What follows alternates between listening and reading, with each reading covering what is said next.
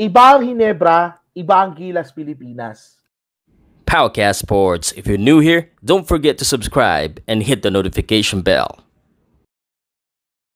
This content is presented by Arena Plus, Astig sa Sports.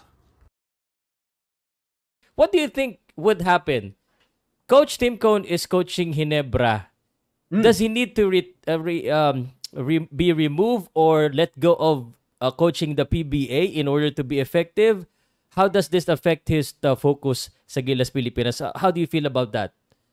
If I am Coach Tim Cone, kailangan niya bitawan ng Hinebra. Kasi ano yan makakasira din kasi sa kanya yun.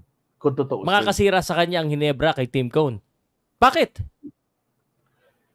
Kasi iba ang Hinebra, iba ang Gilas Pilipinas. Ay, Iba obviously. Obviously. Remember, And you think Coach Tim Cone cannot adjust to the playing style? Kasi iba ang international scene. Iba eh. It's more of ball movement kasi. Aminin man natin o hindi, tayo lang sa buong mundo ang gumagamit ng isolation. You mentioned that. What is, aside from the iba ang style, what will be an issue? And issue ba sa'yo sa tingin mo pag niretain niya pa rin ang coaching position niya sa Hinebra?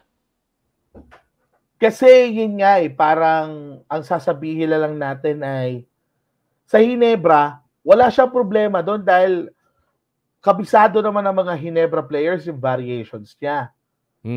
Pero going to Gilas kasi, iba yan dahil hindi naman lahat ng players ng PBA ay under ni Tim Cone. Hindi lahat, except Hinebra. Hindi lahat. Lalo na yung mga pipiliin niyang player. Oh, sige. But the question is, answer the question. Would it be a problem, you think, if he stays as a Hinebra coach?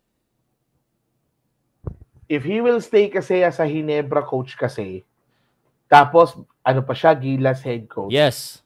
Diba, gano'n naman talaga yung style natin? Gano'n lagi, nagko-coach ng PBA, tapos nagko-coach ng Gilas.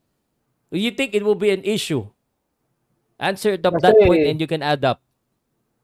Kasi kung tutuusin iba, ano yung ilalatag mong system? Doon sa sa Gilas. Ano ilalagay mo? Tapos sino ba yung mga players na ilalagay mo dyan? Kaya nga, I mean, that's already the problem. That is the problem. But you don't know what system but you still haven't answered the question if it's gonna be an issue for you if he has 2 jobs. Yes, it is. Paano kung hindi naman gano'n ka-conflict sa schedule? Wala naman, pag off-season, wala naman silang ginagawa. Kasi, isipin mo, 4 years, hindi siya magtatrabaho sa ibang bagay? Hello? Alam mo kung anong problema natin? Ano? Consistency. Wala tayong consistency sa sistema. Masyado tayong ginagawa natin, band-aid solution. Every time na may tournament, di pwede yun. Kailangan meron kang consistency na kapreseduhin mo lahat ng plays ni Coach Tim Cone. Lahat.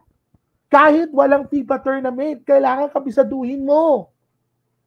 Hindi pwede, pag kung kailan na magkakaroon ng tournament, magkakaproblema na kayo. Hindi naman nagiging available ang players lahat Kasi alam naman natin na may mga mother teams yan Bakit? PBA lang ba ang dapat nyong i-focus? Sige nga. PBA lang ba? Yung mga nandun, yung B-League ba walang kwenta? Yung KBL ba walang kwenta? How about the other leagues na may Pinoy? Pwede mo naman sila i-recruit, diba? Nandiyan yung mga collegiate players. Diba?